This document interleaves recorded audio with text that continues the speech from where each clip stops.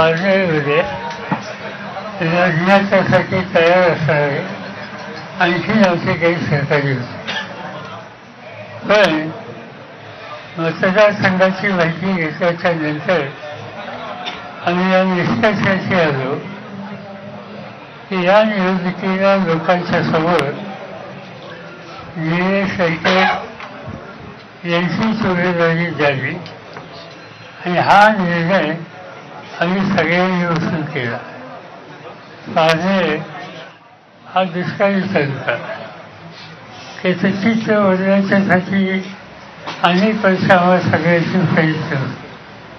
तिथे MIDC यांनी कारखानदारी वाढवली, तिथं दुधाचा धंदा वाढण्याच्यासाठी काही काळजी घेतली आणि पारनेर एक असं ठिकाण आहे की फार मोठ्या प्रमाणावर तिथले नागरिक मुंबईत काम करतात.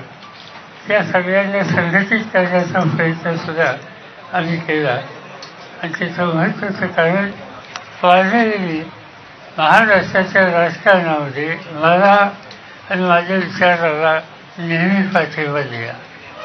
अनेक वेळेला तिथे विधानसभेचे सभासद आम्ही ज्यांना त्यांच्या पुढे दिले त्यांना निवडून देण्याचं काम पारनेरच्या जनतेने केलं आणि म्हणून अशांच्याच काम करणारा आणि अत्यंत सामान्य परिस्थितीचा पण अत्यंत कष्ट करणारा म्हणून आम्ही लंके यांच्याकडे पाहतो आणि त्या दृष्टीनं त्यांनी विधानसभेला संधी मिळालेली स्वतः त्याच्या प्रचाराला गेलो, सभाही घेतल्या होत्या आणि ते विजय झाल्याच्या नंतर त्यांनी पारनेरच्या जनतेची सोय सेवा ही अखंडपणाने चालू ठेवली आणि त्यामुळं म्हणजे काही निर्णय त्यांचे झाले असतील अथवा नसतील पण त्यांची बांधिलकी जनतेची प्रामाणिकपणाने होती आणि बांधिलकी जनतेची जे शिकवतात त्यांच्याशी आमची साथ ही कायम असते.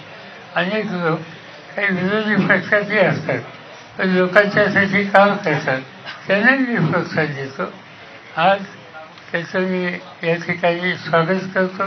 पक्षाच्या कार्यालयावर हे आले, माझी खात्री आहे की थोडं दुष्काळाचं संकट आहे, पारनेरच्या भागामध्ये पाऊस पाणी कमी आहे आणि अशा वेळेला शिकाचीला काम करणारा लोकप्रतिनिधी तिथं असणं आवश्यक आहे आणि ती गरज लंकेच्या माध्यमातून लागते याचा आनंद आम्हाला सगळ्यांना आहे. त्यापेक्षा अधिक या ठिकाणी सांगायची आवश्यकता नाही. जनतेची सेवा करण्याच्यासाठी ती कमी पडणार नाही आणि काही आवश्यकता तर लागली तर आमच्या सगळ्यांची साथ लोकांच्या सेवेसाठी त्यांच्यावर आहे. चला, नमस्कार. साहेब एक फक्त प्रश्न आहे. आम्हाला लंके साहेब जयंत पाटलांसोबत मुंबईत दिसतील की अमोल कोल्हे आणि सुप्रिया सुळेंसोबत दिल्लीत दिसतील? पारनेरमध्ये दिसतील. तिथं दुष्काळ पडला आहे, मुंबईत काय काम आहे? थँक्यू. तुम्ही पवार साहेबांच्या सोबत आहात, त्यांच्या विचारांच्या सोबत आहात असं म्हटलात, मात्र तुम्ही अजितदादांची साथ सोडून तुम्ही पवार साहेबांसोबत आलात, तर हे क्लिअर करा. सर, ते निवडणूक आयुक्त 2 नवे नियुक्त केलेले आहेत. अनिल रंजन चौधरींनी त्याला आक्षेप घेतलेला आहे. आपली काय असं आहे की निवडणुकीची प्रक्रिया जी आहे त्याच्या बाबतीत आमचं ऑब्झर्वेशन आहे. पूर्वी काय होतं, पूर्वी निवडणुकीच्या प्रक्रियेमध्ये केंद्र सरकारचे 2 लोक आणि सुप्रीम कोर्टाचे 1 न्यायाधीश मध्यंतरी सिलेक्शनच्या सिस्टीममध्ये बदल केला आणि सुप्रीम कोर्टाचे जज होते त्यांना कमी केलं. आज विरोधी पक्षनेता एकटा आणि केंद्र सरकारच्या मंत्रिमंडळाचे 2 अशा 3घांना त्याची निवड करायचा अधिकार आहे.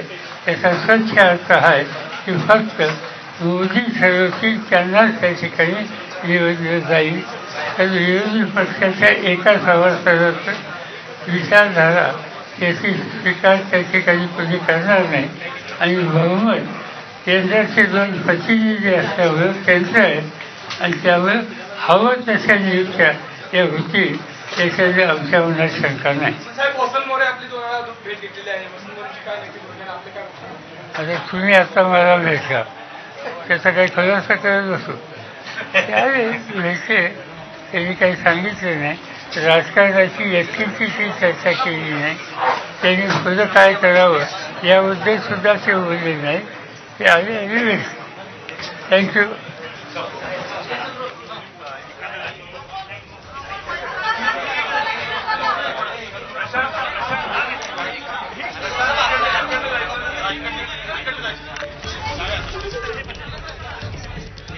तर आमदार निलेश लंके नेमके कोणाच्या बाजूनं या संदर्भात गेल्या काही दिवसांपासून सातत्यानं संभ्रम होता. राष्ट्रवादीच्या दोन्ही गटाकडून दावा केला जात होता की निलेश लंके हे आमच्याच बाजूने असतील, पण आज अखेर निलेश लंके यांनी आपली भूमिका स्पष्ट केलेली आहे. आपण कायमच शरद पवार यांच्या विचारांचे पाईक होतो आणि आपण कायमच शरद पवारांचं नेतृत्व मान्य केलेलं आहे असं म्हणत निलेश लंके यांनी आपली भूमिका स्पष्ट केली आहे. आपण शरद पवारांसोबत असल्याचं त्यांनी जाहीर केलेलं आहे. काल भाजपनं उमेदवारांची यादी जाहीर केली, त्यामध्ये अहमदनगरची जागा सुजय विखे पाटील यांना जाहीर झाली आणि त्यानंतर आता लगेचच निलेश लंके यांनी आपली भूमिका स्पष्ट केली आहे. शरद पवारांसोबत असल्याचं त्यांनी सांगितलेलं आहे.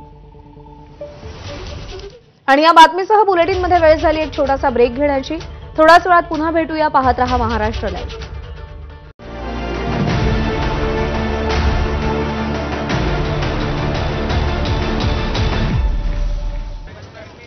न्यू कार वाह इन्शुरन्स घेतला ऑफकोर्स ॲकोवर आहे 0 कमिशन फुल बेनिफिट्स आणि लो प्रीमियम. अरे काय 200-300 रुपये वाचवण्यासाठी कार इन्शुरन्स असेल घ्यायचा तर ॲको चेक करून घ्या.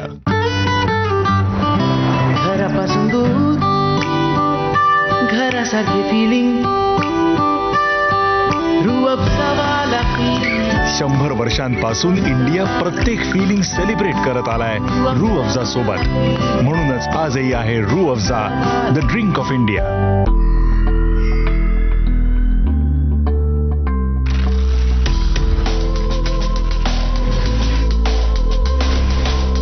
Usha Helios air of innovation.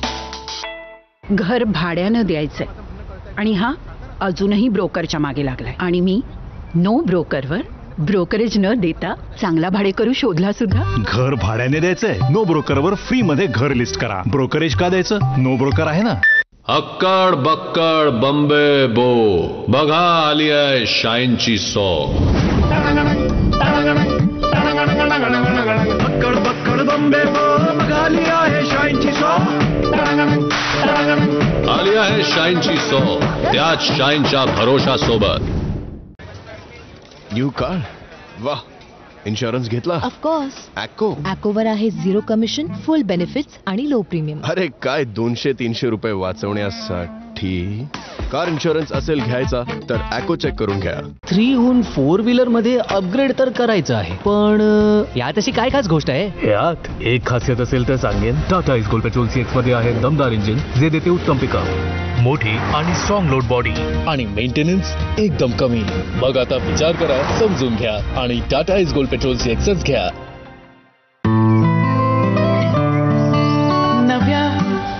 नव्या सुरुवातीमध्ये विनिंगचे फिलिंग रूअफजावाला फीलिंग. 100 वर्षांपासून इंडिया प्रत्येक फिलिंग सेलिब्रेट करत आलाय रू अफजा सोबत.